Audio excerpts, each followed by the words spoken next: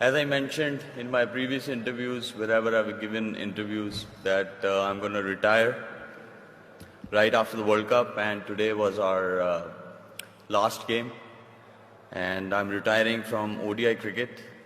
And I had planned this a few years ago to retire on the last Pakistan World Cup match.